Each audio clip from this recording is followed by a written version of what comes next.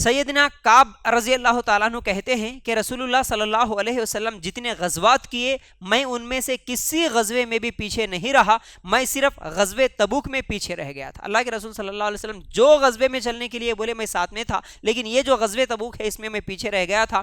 اگرچہ میں غزوے بدر میں بھی شامل نہیں ہوا تھا، ٹھیک ہے، لیکن میں غزوے بدر میں شامل نہیں تھا۔ کیوں نہیں تھا؟ کیونکہ اللہ کے رسول صلی اللہ علیہ وسلم قریش کے ایک قافلے کو پکڑنے کا ارادہ کر کے باہر نکلے تھے۔ یعنی غزوہ بدر کیسے ہوا ہم لوگ سنیں۔ اللہ کے رسول صلی اللہ علیہ وسلم پوری تیاری کے ساتھ اور تمام مسلمانوں کو اعلان کر کے نہیں نکلے تھے نا، بس صرف اس قافلے کو پکڑنا تھا جو تجارت کر کے آ رہا تھا، وہ مال کو قبضہ کرنا تھا، اس لیے کچھ صحابہ کو لے کے اللہ کے رسول صلی اللہ علیہ وسلم نکلے۔ تو یہ جو صحابی ہے یہ غزوہ بدر میں شامل نہیں تھے۔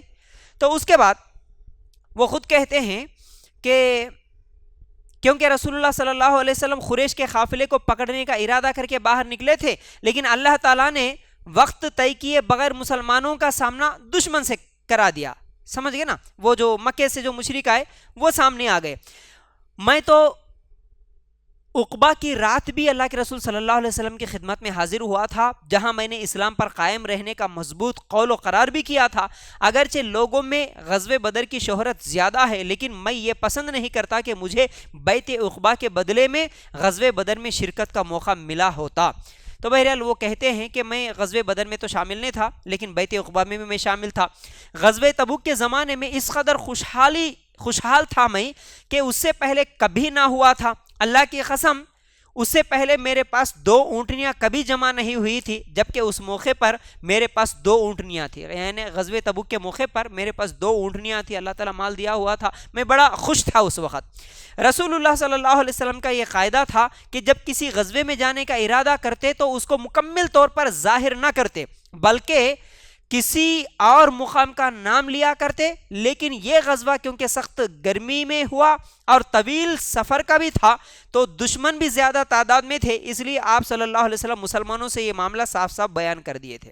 یعنی اللہ کے رسول صلی اللہ علیہ وسلم دوسرے غزوات میں جب جاتے تو مکمل راستہ پتہ بتا کے تیاری کر کے ایسا نہیں جاتے تھے دشمنوں کو پتہ چلتا، بلکہ ایک پلاننگ تھی جنگ کی۔ لیکن یہ کیونکہ غزوہ تبوک ایک تو گرمی کا بھی موسم تھا اور دشمن بھی زیادہ تھے، اس لیے اللہ کے رسول صلی اللہ علیہ وسلم پورے صحابہ کو بھی حکم دیے اور پورا بتا دیے کہ یہ راستے سے ہم کو جانا ہے، فلاں جگہ رکنا ہے۔ اس طرح پورا واقعہ اللہ کے رسول صلی اللہ علیہ وسلم سفر کا پورا بتا دیے تھے۔ تو رسول اللہ صلی اللہ علیہ وسلم کے ساتھ مسلمانوں کی کثیر تعداد تھی، یعنی بہت سارے صحابہ اللہ کے رسول صلی اللہ علیہ وسلم کے ساتھ تھے۔ کوئی رجسٹر وغیرہ تو نہیں تھا جس میں سب مجاہدین کا نام محفوظ ہوتا تھا، لکھا ہوا تو نہیں تھا، اس لیے جو شخص لشکر سے غائب ہونا چاہتا تو وہ سوچ سکتا تھا کہ اگر بذریعہ وہی آپ کو اطلاع نہ دی گئی تو میری غیر حاضری کا کسی کو پتہ نہ چل سکے گا۔ یعنی جب اللہ تعالیٰ بتائے کہ فلاں صحابی نہیں آئے تو ہی اللہ کے رسول صلی اللہ علیہ وسلم کو معلوم ہوتا تھا، اس کے بغیر اتنے لوگ جا رہے، کون نہیں گیا کون گیا، اللہ کے رسول صلی اللہ علیہ وسلم کو تو اس کا علم نہیں ہوتا تھا۔ تو پھر پھل بھی پک چکے تھے، یعنی گرمی کا موسم تھا تو کھجور وغیرہ جو بھی اس زمانے کے پھل تھے وہ پک چکے تھے اور ہر طرف سایہ عام تھا۔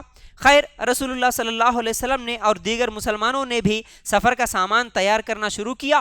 میری کیفیت یہ تھی کہ میں صبح اس ارادے سے نکلتا کہ میں مسلمانوں کے ساتھ مل کر تیاری کروں گا، لیکن جب شام کو واپس آتا تو کوئی فیصلہ نہ کر سکتا۔ یعنی میں سوچتا تھا ٹھیک ہے تیاری کروں گا، ٹھیک ہے شام میں کروں گا، ٹھیک ہے صبح تیاری کروں گا جانے کی، اس طرح میں سوچتا تھا لیکن تیاری نہیں کر پاتا۔ اسی طرح وقت گزرتا رہا، حتیٰ کہ لوگوں نے زور و شور سے تیاری کر لی۔ پھر رسول اللہ صلی اللہ علیہ وسلم لشکر سمیت روانہ بھی ہو گئے۔ میں آج کل بول کے سستی کرتا رہا، لیکن اللہ کے رسول صلی اللہ علیہ وسلم لشکر کو لے کے نکل بھی گئے۔ پھر رسول اللہ صلی اللہ علیہ وسلم روانہ ہو گئے، جبکہ میں اپنی تیاری کے سلسلے میں کچھ بھی نہ کر سکا۔ میں نے یہ سوچا کہ آپ کی روانگی کے 1-2 دن بعد تیاری مکمل کر لوں گا اور ان سے جا ملوں گا، لیکن ان کے روانہ ہو جانے کے بعد بھی یہی کیفیت رہی کہ میں آج کل کرتے ہوئے پیچھے رہ گیا۔ ارے ٹھیک ہے میرے پاس تیز سواری ہے، ٹھیک ہے نکلے تو بھی نکلے، کیا ہوا وہیں تک پہنچے ہوں گے، تھوڑی دور ہی گئے ہوں گے، راستہ تو اللہ کے رسول بتا دیے، میں جاؤں گا نکلوں گا، اس طرح سوچتا رہا، لیکن میں سستی کی وجہ سے نہیں جا سکا۔ میری کیفیت مسلسل یہی رہی اور اتنے دن ایسے ہی میں ٹالتا رہا کہ مسلمان بہت دور نکل گئے۔ میں نے پھر ارادہ کیا میں ابھی بھی چل پڑوں، لیکن کاش کہ میں نے ایسا کر لیا ہوتا، لیکن یہ سعادت میرے مقدر میں نہ تھی۔ سب سے زیادہ جو چیز مجھے سب سے زیادہ غمگین کرتی رہی، یعنی یہ چیز مجھے سب سے زیادہ ستاتے رہی کہ میں آج کل کرتے ہوئے پیچھے رہ گیا۔ جب میں باہر نکلتا تو مجھے صرف دو قسم کے لوگ نظر آتے، ایک جس پر نفاق کا الزام تھا، یا پھر ضعیف اور کمزور لوگ۔ یعنی اب سب کے سب چلے گئے، اب میں جیسے ہی مدینہ میں باہر نکلتا تو مجھے دو لوگ نظر آتے تھے۔ کون؟ ایک تو جھوٹے بہانے بنا کے جو منافق رہ گئے تھے وہ تھے، اور دوسرے کمزور لوگ جو بالکل نہیں جا سکتے تھے، وہی لوگ رہ گئے تھے، ان کے ساتھ میں بھی مدینہ میں رہ گیا۔ ادھر رسول اللہ صلی اللہ علیہ وسلم نے راستے میں تو مجھے کہیں بھی یاد نہ فرمایا۔ جب تبوک پہنچ گئے اور ایک موقع پر رسول اللہ صلی اللہ علیہ وسلم نے پوچھا کعب نے کیا کیا ہے؟ اللہ کے رسول صلی اللہ علیہ وسلم راستے میں تو نہیں پوچھے، لیکن وہاں پہنچنے کے بعد اللہ کے رسول صلی اللہ علیہ وسلم کو یاد آیا کعب کہاں ہے؟ تو بنو سلمہ کے ایک شخص نے کہا اے اللہ کے رسول، اسے صحت و خوشحالی نے روک رکھا۔ یعنی دوسرے صحابی ایک شخص کیا بولا، وہ مطلب غلط بات بولے کہ خوشحال ہے نا، پیسے مل گئے نا، اور صحت مند ہے نا، اس لیے وہ بس غرور میں تکبر میں وہ نہیں آ سکے بول کے ایک آدمی بول دیا۔ تو فوراً یہ بات سن کر معاذ بن جبل رضی اللہ تعالیٰ عنہ نے کہا تم نے بہت بری بات کہی، ایسا نہیں ہے، کعب نہیں آنے کی وجہ یہ نہیں ہو سکتی۔ تو فوراً کہے کہ تم نے بہت بری بات کہی، اللہ کے رسول اللہ کی قسم ہم نے کعب میں بھلائی کے سوا کچھ بھی نہیں دیکھا۔ اللہ اکبر، یعنی دوسرے صحابی دفاع کر رہے، دیکھیے اللہ کے رسول میں جانتا ہوں کعب کو، کعب اس لیے فخر کی وجہ سے یا غرور کی وجہ سے نہیں آئے، ایسا نہیں ہے، میں جانتا ہوں کعب کے بارے میں۔ تو بہرحال اس سے ایک بات یہ بھی معلوم ہے کہ کبھی اگر کسی مسلمان کے تعلق سے کہیں پر کوئی برائی ہو رہی ہے، اگر ہم اس کے بارے میں جانتے ہیں تو ہم دفاع کرنا، نہیں تم یہ جو بات بول رہے ہیں یہ غلط ہے، یہ ایسے آدمی نہیں ہے۔ بہت ساری باتیں ہم سنتے، وہ ریاکاری کرتے ہیں، ان کے پاس تکبر ہے، انہیں گھمنڈی ہے، انہیں بد اخلاق ہے، ایسے باتیں کبھی سنتے نا، اگر ہم اس کے بارے میں جانتے ہیں تو فوراً بولا نہیں یہ بات غلط ہے، میں ان کو جانتا ہوں، وہ میرے دوست ہے، میں کبھی ان کے تعلق سے ایسی بات نہیں سنا، ٹھیک ہے، اس طرح دفاع کرنا چاہیے۔ بہرحال یہ گفتگو سن کر اللہ کے رسول صلی اللہ علیہ وسلم خاموش ہو گئے۔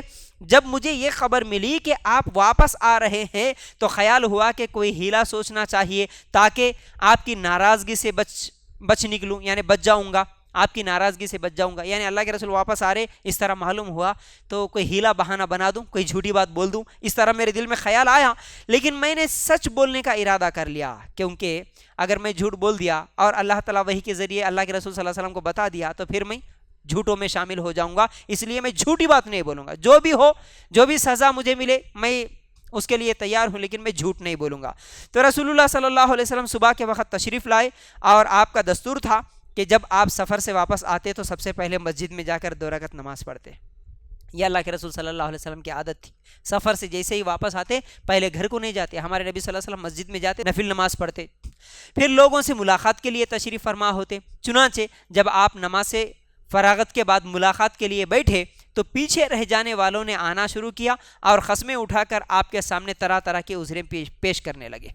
اللہ کے رسول مسجد میں سفر سے آئے، مسجد میں نماز پڑھے اور لوگوں سے ملاقاتیں کرنا شروع کرے، تو جو لوگ منافق تھے، جو جھوٹے بہانے بنائے، وہ آئے، جھوٹے عذر پیش کرنا شروع کر دیے، جھوٹی باتیں بولنا شروع کر دیے۔ رسول اللہ صلی اللہ علیہ وسلم ان کے بیان کردہ عذر کو قبول کر لیے، ان سے بیعت لی اور ان کے لیے مغفرت کی دعا فرمائی اور ان کی نیتوں کو اللہ کے حوالے کر دیا۔ اللہ کے رسول کہہ رہے ٹھیک ہے، تمہاری نیت تمہارے لیے کافی ہے، تم جھوٹ بول رہے، سچ بول رہے، اللہ تعالیٰ اس کا بدلہ دے دے گا، اللہ کے حوالے کر دیے۔ الغرض میں بھی آپ کی خدمت میں حاضر ہوا، میں نے جب آپ کو سلام کیا تو آپ مسکرائے۔ کون سے صحابی بیان کر رہی ہے؟ کعب بن مالک، یاد رکھ لو اس صحابی کا نام۔ تو اللہ کے رسول صلی اللہ علیہ وسلم سے میں بھی گیا، ملاقات کیا، اور اللہ کے رسول صلی اللہ علیہ وسلم کو میں بھی سلام کیا۔ اللہ کے رسول صلی اللہ علیہ وسلم بھی سلام کا جواب دیے اور مسکرائے، لیکن ایسی مسکراہٹ جس میں غصہ بھی شامل تھا۔ اللہ کے رسول صلی اللہ علیہ وسلم کے چہرے کو دیکھ کر صحابی سمجھ گئے، آپ مسکرائے، سلام کا جواب تو دیے، لیکن اس میں غصہ بھی شامل تھا۔ پھر آپ صلی اللہ علیہ وسلم نے کہا ادھر آؤ۔ میں آگے بڑھا اور آپ کے سامنے جا کر بیٹھ گیا۔ آپ نے دریافت فرمایا تم کیوں پیچھے رہ گئے؟ اللہ کے رسول صلی اللہ علیہ وسلم سوال کرتے ہیں تم کیوں پیچھے رہ گئے؟ تم نے تو سواری نہیں خرید لی تھی؟ میں نے عرض کیا بجا ارشاد، اللہ کی قسم میں اگر آپ کے علاوہ کسی اور دنیاوی شخصیت کے سامنے ہوتا تو ضرور یہ خیال کرتا میں کسی عذر بہانے سے اس کے غضب سے نجات پا سکتا ہوں، کیونکہ میں قوت گویائی اور دلیل بازی میں ماہر تھا، یعنی میں بول سکتا تھا، میں دلیل کون سی بھی جھوٹی بات بہانہ بنا سکتا تھا، آپ کے علاوہ اگر دوسروں کے سامنے ہوتا تو میں کوئی بھی جھوٹی بات بول سکتا تھا۔ لیکن اللہ کی قسم مجھے یقین ہے کہ اگر آج میں آپ کے سامنے جھوٹ بول کر آپ کو راضی کر لوں تو ان قریب اللہ تعالیٰ آپ کو حقیقت بتا دے گا، اللہ تعالیٰ بتا دے گا۔ اگر میں آج جھوٹ بول لیا تو اللہ تعالیٰ تو کبھی نہ کبھی سچ بول دے گا، اللہ کے رسول صلی اللہ علیہ وسلم کو معلوم ہو جائے گا، تو آپ صلی اللہ علیہ وسلم مجھ سے ناراض ہو جائیں گے، اور اگر میں آپ سے ساری بات سچ سچ بیان کر دوں تو آپ مجھ سے ناراض تو ہوں گے، تاہم مجھے امید ہے کہ اس صورت میں اللہ تعالیٰ مجھے معاف بھی کر دے۔ اللہ کی قسم مجھے کوئی معذوری نہیں تھی، اور یہ حقیقت ہے کہ اللہ کی قسم میں اتنا خوشحال کبھی نہ تھا جتنا میں اس موقع پر تھا، یعنی میری کوئی مجبوری نہیں تھی نہیں جانے کی، میں خوش بھی تھا، صحت مند بھی تھا۔ پھر اس کے بعد وہ صحابی کہتے ہیں جس میں آپ کے ساتھ میں جانے سے رک گیا تھا، میری یہ گفتگو سن کر، یعنی اللہ کے رسول صلی اللہ علیہ وسلم کے سامنے سچ سچ بتا دیا، اللہ کے رسول میں صحت مند بھی تھا، میرے پاس کوئی مجبوری بھی نہیں تھی، میں سستی کی وجہ سے نہیں آ سکا، تو میری یہ گفتگو سن کر رسول اللہ صلی اللہ علیہ وسلم نے فرمایا اس شخص نے صحیح بات بتائی، اس شخص نے صحیح بات بتائی، یعنی اللہ کے رسول صلی اللہ علیہ وسلم پوری بات سنے اور بولے کہ اس شخص نے صحیح بات بتائی، اچھا جاؤ اور انتظار کرو یہاں تک کہ اللہ تعالیٰ تمہارے بارے میں کوئی فیصلہ صادر فرما دے۔ اللہ اکبر، کیا بولے یہ پوری بات سن کر؟ جاؤ، پوری بات سنا دیا نا، جب اللہ تعالیٰ جو بھی تمہارے تعلق سے فیصلہ کرے گا جب تک انتظار کرو، تم یہاں سے نکل جاؤ۔ ذرا غور سے سننا اور تصور کر کے دیکھنا، اللہ کے رسول کے سامنے ایک صحابی جاتے ہیں، نہیں جانے کا واقعہ بیان کر رہے ہیں اور سچ بول رہے، تو کیسا وہ منظر ہوگا۔ اللہ کے رسول صلی اللہ علیہ وسلم جب یہ بولے کہ اللہ تعالیٰ تمہارے تعلق سے کوئی فیصلہ صادر فرمائے گا تو میں اٹھ گیا۔ یہ معاملہ میرے علاوہ دو مزید لوگوں سے بھی پیش آیا، ان میں سے ایک مرارہ بن ربی اور دوسرے بلال بن امیہ، یہ دونوں بھی میرے ساتھی تھے، یعنی میری طرح یہ لوگ بھی سستی کی وجہ سے اس غزوے میں شامل نہیں ہو سکے، لیکن یہ دونوں غزوے بدر میں شامل ہوئے تھے، غزوے بدر میں شامل ہونے والے صحابہ میں سے تھے یہ لوگ۔ پھر اس کے بعد ان کا طرز عمل میرے لیے قابل تقلید تھا۔ رسول اللہ صلی اللہ علیہ وسلم نے باقی تمام پیچھے رہ جانے والوں میں سے صرف ہم تینوں کے ساتھ بات چیت کرنے سے لوگوں کو منع فرما دیا۔ اللہ کے رسول صلی اللہ علیہ وسلم کیا کرے، یہ جو تینوں ہیں نا، یہ تینوں جو آ کے سچ سچ بتا دیے، سستی کی وجہ سے نہیں آئے، ان سے کوئی بھی بات نہیں کرے گا، اللہ کے رسول صلی اللہ علیہ وسلم یہ حکم دے دیے۔ لہٰذا لوگ ہم سے دور دور رہنے لگے اور ہمارے لیے اس حد تک بدل گئے کہ میں محسوس کرنے لگا کہ کوئی اجنبی سرزمین میں ہوں، میں کوئی بھی مجھ سے بات کرنے والا نہیں، ہم لوگوں سے کوئی نہیں بات کر رہا تھا، ایسا لگا کہ کسی نئی جگہ پر ہم لوگ آ گئے۔ ہم پر 50 دن تک اسی حال میں ہم لوگ رہے، ہم پر 50 دن گزرے، 50 دن تک کوئی ہم سے بات کرنے والا نہیں۔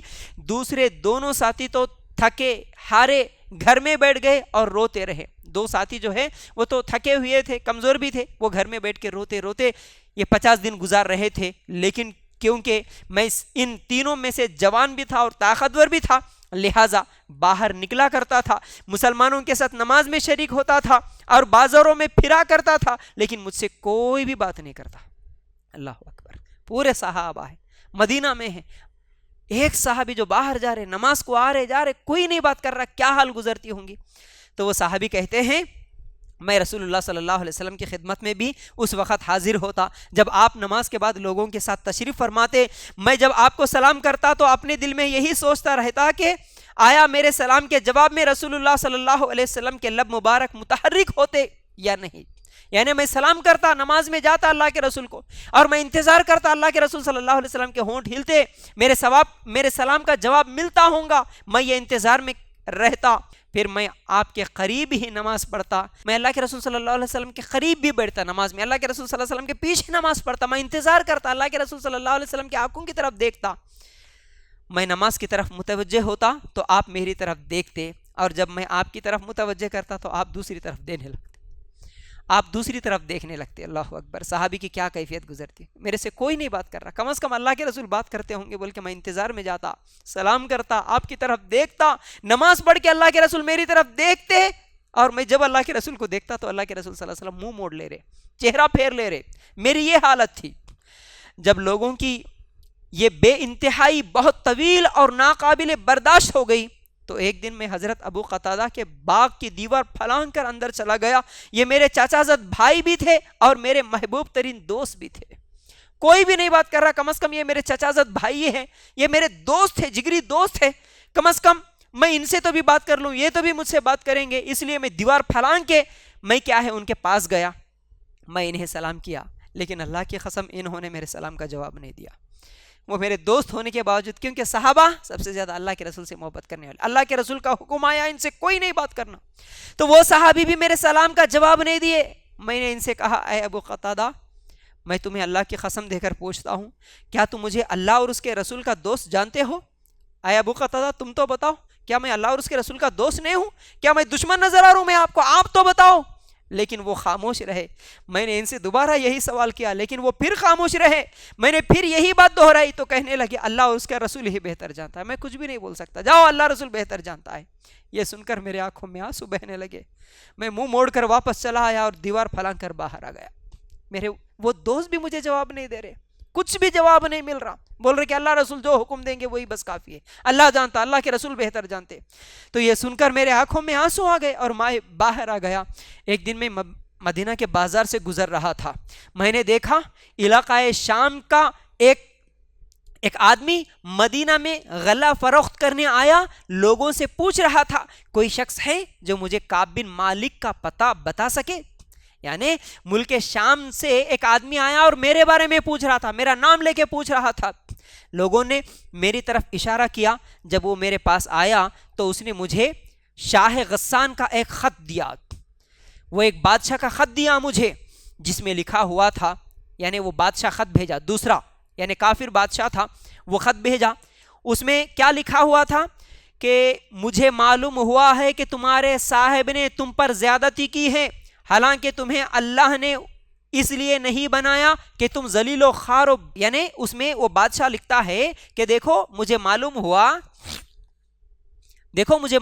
کہ تمہارے صاحب یعنی تمہارے جو نبی ہیں وہ تمہارے تعلق سے ظلم کر رہے, تمہارے اوپر زیادتی کر رہے اور تمہیں ذلیل کر دیے, حالانکہ تم ایسے نہیں ہو, تم ذلیل آدمی تو نہیں ہو. تم ہمارے پاس چلے آؤ, ہم تمہیں شایان شان عزت و مرتبہ دیں گے. اب اس کو معلوم ہوا کسی کافر بادشاہ کو, تو وہ بھیج دیا, تم ہمارے پاس آ جاؤ, یعنی اسلام چھوڑ دو, تمہارے اوپر زیادتی ہو رہی, تمہارے نبی تمہارے تعلق سے اس طرح حکم دے دیے کہ تم کسی سے بات نہیں کرو گے, تم ہمارے پاس آ جاؤ, تمہارے لیے بڑی عزت شایان شان, تمہارے بہت بڑا مرتبہ ہوگا ہمارے پاس.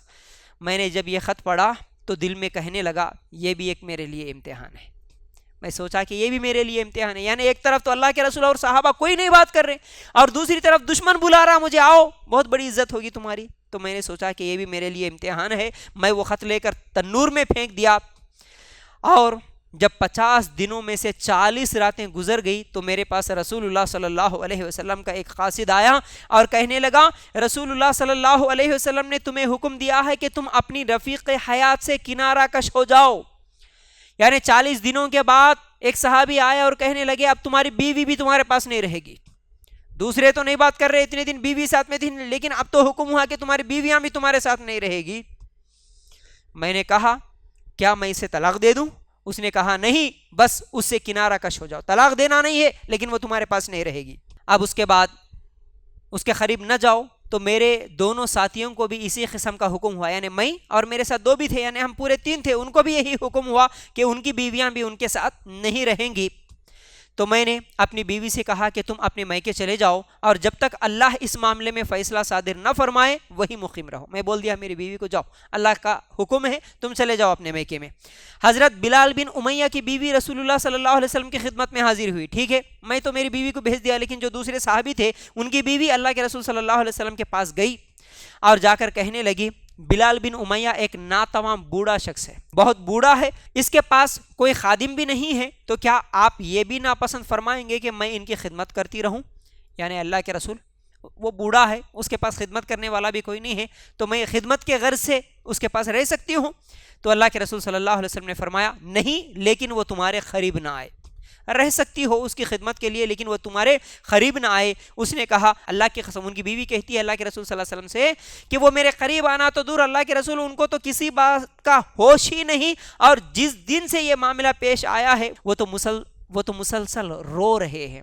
اللہ کے رسول صلی اللہ علیہ وسلم ان کو کسی دوسری بات کا ہوش نہیں ہے، بلکہ وہ تو صرف آپ جس دن سے بولے کہ ان سے کوئی نئی بات کرنا، وہ تو مسلسل روتے رہے، رونے میں ہی گزار رہے ہیں۔ یہ سن کر میرے بعض اہل خانہ نے مشورہ دیا کہ اگر یعنی جب ان کی بیوی جا کر بولی تو اللہ کے رسول صلی اللہ علیہ وسلم ان کے لیے کیا ہے، اجازت دے دیے۔ تو یہ سن کر میرے بعض اہل خانہ نے مشورہ دیا کہ اگر تم بھی رسول اللہ صلی اللہ علیہ وسلم سے اپنی بیوی کے سلسلے میں اجازت لے لو تو کیا حرج ہے، جیسے آپ نے بلال بن امیہ کی بیوی کو خدمت کرنے کی اجازت دے دی۔ تو میں نے کہا اللہ کی قسم میں اس سلسلے میں اللہ کے رسول صلی اللہ علیہ وسلم سے اجازت ہرگز نہیں طلب کروں گا، نامعلوم میری اجازت طلب کرنے پر آپ صلی اللہ علیہ وسلم کیا جواب دیں گے، جبکہ میں ایک نوجوان آدمی ہوں۔ یعنی جب ان کو اجازت مل گئی تو آپ کو بھی اجازت ملتی ہوں گی بیویوں کو ساتھ میں رکھنے کی۔ تو میں بولا نہیں میں تو جوان آدمی ہوں، میرے تعلق سے پتہ نہیں کیا حکم آتا ہے، اس لیے میں اللہ کے رسول کے پاس نہیں جاؤں گا۔ الغرض اس کے بعد 10 دن اور گزر گئے، یعنی مکمل 50 دن پورے ہو گئے۔ 50ویں رات کی صبح کو میں اپنے ایک گھر کی چھت پر نماز فجر سے فراغت کے بعد بیٹھا ہوا تھا، اور میری حالت وہی تھی جس کا ذکر اللہ تعالیٰ نے کیا۔ میں اپنی جان سے تنگ تھا، اور زمین اپنی فراخی کے باوجود میرے لیے تنگ ہو چکی تھی۔ اتنی زمین ہونے کے باوجود میرے لیے تنگ ہو چکی تھی، میں بہت زیادہ پریشان تھا۔ اچانک میں نے کسی پکارنے والے کی آواز سنی۔ 50 دنوں کے بعد میں چھت پر نماز پڑھ رہا تھا، فجر کی نماز سے فارغ ہوا تو ایک آواز سنی۔ وہ کیا آواز تھی؟ کسی پکارنے والے کی آواز میں نے سنی جو پکار رہا تھا، بلند آواز میں پکار رہا تھا، اے کعب بن مالک خوش ہو جاؤ۔ میں یہ سنتے ہی سجدے میں گر گیا اور سمجھ گیا کہ آزمائش کا وقت ختم ہو گیا۔ دراصل رسول اللہ صلی اللہ علیہ وسلم نے نماز فجر کے بعد اعلان فرمایا تھا کہ اللہ تعالیٰ نے ان کی توبہ قبول فرما لی ہے، لہٰذا لوگ ہمیں خوشخبری دینے کے لیے دوڑ پڑے۔ اللہ کے رسول صلی اللہ علیہ وسلم اس دن فجر کی نماز کے بعد اعلان کرے تو لوگ خوشخبریاں دینے کے لیے دوڑ پڑے، یعنی اللہ تعالیٰ ان کی توبہ کو قبول کر لیا۔ کچھ لوگ خوشخبری دینے کے لیے میرے دوسرے دونوں ساتھیوں کی طرف گئے، اور ایک شخص گھوڑا دوڑا کر میری طرف چلا آیا۔ ایک دوڑنے والا جو قبیلہ اسلم کا فرد تھا دوڑ کر پہاڑ پر چڑھ گیا، اس کی آواز گھوڑے سے تیز نکلی، یعنی کچھ لوگ گھوڑا دوڑا کر آنے لگے، لیکن ایک آدمی پہاڑ پہ چڑھ کے آواز دیا تو وہ آواز میرے کانوں میں پڑ گئی۔ جس کی آواز میں نے خوشخبری سنی تھی میرے پاس پہنچا تو میں نے اپنے کپڑے اتار کر اسے انعام میں پہنا دیا۔ اللہ کی قسم میرے پاس اس دن ان کپڑوں کے علاوہ کوئی جوڑا بھی نہیں تھا، اس کے علاوہ کوئی اور جوڑا نہیں تھا، اس لیے میرے کپڑے اتار کے میں اس کو پہنا دیا۔ لہٰذا میں نے 2 کپڑے ادھار لے کر پہنے۔ اللہ کے رسول صلی اللہ علیہ وسلم کی خدمت میں جانے کے لیے میں چل پڑا، خوشی سے میرے کپڑے اس کو دے دیا، لوگوں سے دوسرے کپڑے ادھار سے لیا، اور خوشی سے اللہ کے رسول صلی اللہ علیہ وسلم کے پاس میں گیا۔ لوگ گروہ در گروہ وہ مجھ سے ملتے اور توبہ قبول کرنے کی مبارکبادی دیتے۔ اللہ اکبر، 50 دنوں کے بعد تمہاری توبہ قبول ہوئی، صحابہ آتے اور مبارکبادی دیتے۔ جب میں مسجد پہنچا تو رسول اللہ صلی اللہ علیہ وسلم تشریف فرما تھے اور لوگ آپ کے ارد گرد بیٹھے ہوئے تھے۔ مجھے دیکھتے ہی طلحہ بن عبید اللہ دوڑتے ہوئے آئے اور انہوں نے مصافحہ کیا، مجھے مبارکبادی دی۔ اللہ کی قسم مہاجرین میں سے ان کے علاوہ اور کوئی شخص میری طرف اٹھ کر نہیں آیا۔ طلحہ رضی اللہ تعالیٰ عنہ کے اس سلوک کو میں کبھی نہیں بھولا۔ کعب رضی اللہ تعالیٰ عنہ کا بیان ہے کہ جب میں اللہ کے رسول صلی اللہ علیہ وسلم کو سلام کیا تو آپ نے خوشی سے دمکتے ہوئے چہرے کے ساتھ فرمایا، تمہیں آج کا دن مبارک ہو، یہ دن ان تمام دنوں میں سے سب سے بہتر ہے جو تمہاری پیدائش کے بعد آج تک تم پر گزرے۔ اللہ کے رسول صلی اللہ علیہ وسلم بھی مبارکبادی دیے، اے کعب تمہارے لیے مبارک ہو، تم جب سے پیدا ہوئے تب سے لے کر آج کا دن اس سے بڑا خوشی کا دن تمہارے لیے کوئی نہیں ہے۔ میں نے عرض کیا اللہ کے رسول یہ معافی آپ کی طرف سے ہے یا اللہ کی طرف سے؟ اللہ اکبر، صحابہ کا ایمان بھی کیسا ایمان ہے، کیا سوال کرے اللہ کے رسول صلی اللہ علیہ وسلم آپ معاف کرے یا مجھے اللہ معاف کرا، مجھے بتا دو۔ اس وقت اللہ کے رسول صلی اللہ علیہ وسلم نے فرمایا نہیں، یہ معافی اللہ کی طرف سے ہے۔ رسول اللہ صلی اللہ علیہ وسلم جس وقت خوش ہوتے تو آپ کا چہرہ مبارک اس طرح دمک اٹھتا جیسے وہ چاند کا ٹکڑا ہو، اور ہم اس چہرے کو دیکھ کر جان لیا کرتے ہیں کہ آپ خوش ہیں، آپ خوش ہیں، آپ کا چہرہ دیکھ کر ہمیں سمجھ میں آ جاتا۔ اور اس وقت اللہ کے رسول صلی اللہ علیہ وسلم خوشی سے جب مجھے مبارکبادی دیے میں سمجھ گیا اللہ کے رسول صلی اللہ علیہ وسلم خوش ہے۔ الغرض جب میں آپ صلی اللہ علیہ وسلم کے سامنے بیٹھا تو میں نے عرض کیا، اے اللہ کے رسول، میں اس توبہ کی خوشی میں چاہتا ہوں کہ اپنا پورا مال اللہ کے راستے میں صدقہ کر دوں۔ یہ صحابہ کا ایمان تھا، یہ صحابہ کا ایمان تھا۔ اللہ کے رسول اتنی بڑی خوشی ہے، اس خوشی کے موقع پر میں میرا پورا مال اللہ کی راہ میں خرچ کرنا چاہتا ہوں۔ آج خوشیوں کے موقع پر ہم لوگ ناچتے، خوشی ہے میرے کو ہم برتھ ڈے مناتے، خوشی ہے میرے کو ڈانس کرتے، خوشی ہے میرے کو اللہ خوشی دیا ڈی جے لگاتا ہوں، خوشی کے موقع پر شراب پلاتا ہوں، خوشی کے موقع پر ڈانس کرتا ہوں۔ آج کیا کیا کر رہے؟ صحابہ خوشی کیسے مناتے تھے، آج ہم کیسے خوشی منا رہے؟ اللہ کے لیے غور کرنا۔ صحابی کیا بولے، اللہ کے رسول مجھے اتنی خوشی ملی، اتنی خوشی ملی، میری زندگی میں ایسا دن کبھی نہیں آیا، میں جب سے پیدا ہوا تو اس خوشی کے موقع پر میں پورا مال اللہ کی راہ میں خرچ کرنا چاہتا ہوں۔ خوشی کے موقع پر تو ہم فضول خرچیاں کرتے ہیں، ان لوگوں کو سبق حاصل کرنا چاہیے۔ خوشی ہوئی تو تبذیر اور اسراف کرنے والے ان لوگوں کو اس واقعے سے سبق حاصل کرنا۔ اصل میں اسلام کیا چاہتا ہے، صحابہ کا منہج کیا ہے، صحابہ کا طریقہ کیا ہے؟ صحابہ خوشی ملے تو کیا بول رہے، میں پورا مال اللہ کی راہ میں خرچ کرنا چاہتا ہوں۔ اللہ کے رسول صلی اللہ علیہ وسلم نے فرمایا سب نہیں، ایک آپ پورا نہیں بلکہ اس میں سے کچھ مال آپ اللہ کے راستے میں خرچ کرو، کیونکہ ایسا کرنا تمہارے لیے بہتر ہوگا۔ میں نے عرض کیا اچھا میں اپنا وہ حصہ جو خیبر میں ہے اپنے پاس روک لیتا ہوں۔